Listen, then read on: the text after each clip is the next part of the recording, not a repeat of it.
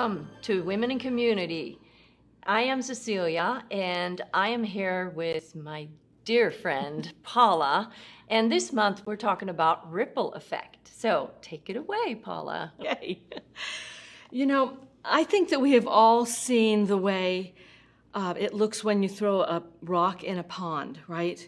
And starting from the point where the stone enters, there's this ripple, and it spreads and it spreads and it spreads and it spreads outward, right?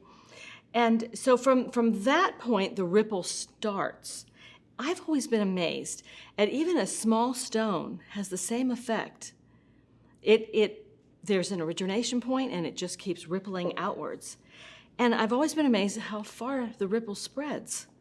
So the dictionary defines it as a spreading effect, or I really like this, a series of consequences caused by a single action or event. Whoa, that's so good. Isn't that good? Yeah. Did you hear that?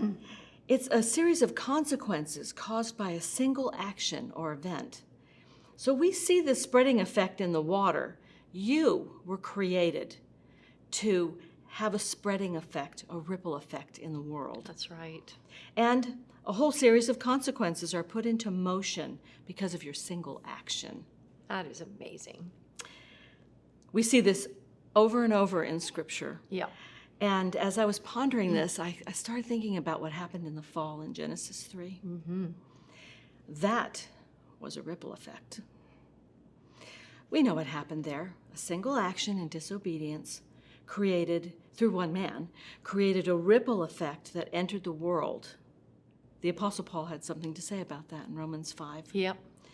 In the 12th verse, he says, "Therefore, just as through one man sin entered the world, and death through sin, thus death spread to all people." It rippled death and destruction throughout human history.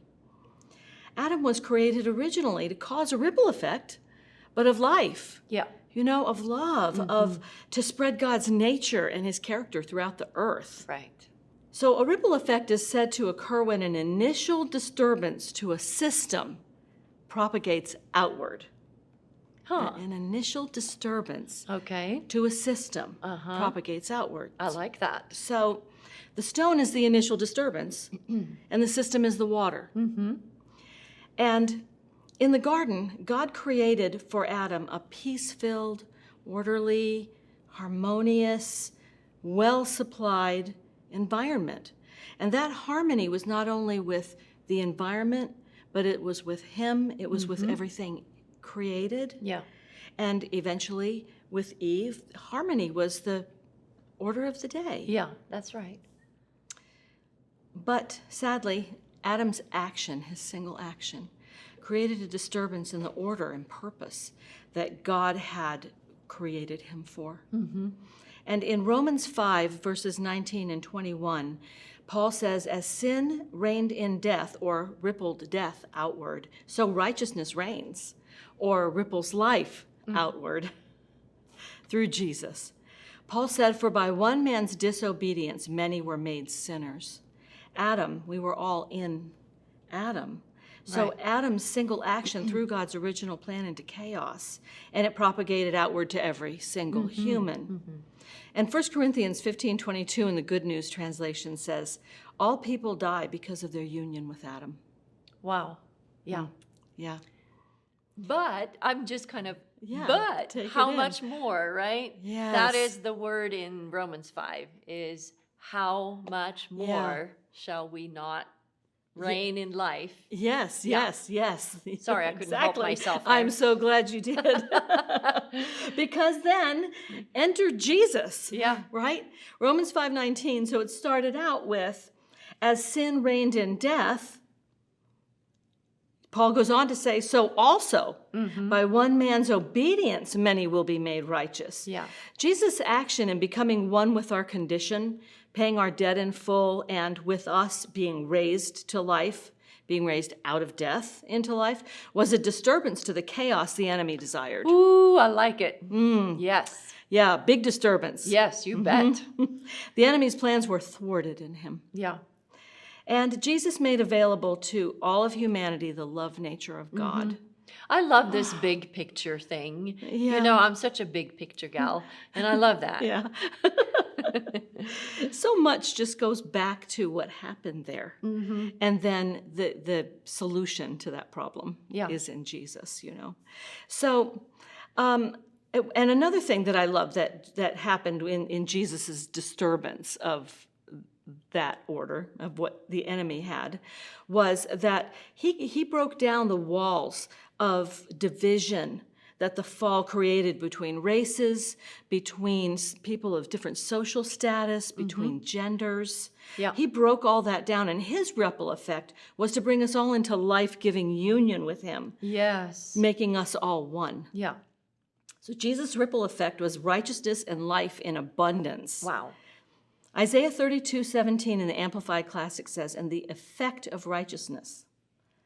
Righteousness has an effect. Yes, it does. So the effect of righteousness is peace, Ooh. internal and external. Yes. And the result of righteousness, see, there's that ripple, Yeah. will be quietness and confident trust forever. Isn't that a wonderful place to be? Yes, it is. The book of Acts is full of stories of this redemptive ripple effect. In Acts 17, Paul was preaching in Thessalonica, and so many people got saved, became followers of Christ, that the religious people were upset, and this is what they had to say. These who have turned the world upside down have come here also. There's the effect of the ripple going outward, that what had happened in other places, they realized, oh no, it's happening here. Right. And the believers are saying, oh good, it's happening here. Yes. You know? Yeah. So when we share our faith, we extend ourselves to disciple others, we're continuing that ripple effect. Your single action creates a ripple effect in the world. So don't diminish the power of when you reach out to someone, or when you help them, That's good. or you give them life-giving words. Yeah. Especially when you take someone under your wing. Mm-hmm. You know, you have no idea how far those actions may go. And they will spread to others whose lives you will never even know of. Right. So I want to encourage you today to be the stone thrown into the water of another person's experience. Be the origination point in someone's life, and encourage them to be the same. There is so much power in the ripple effect.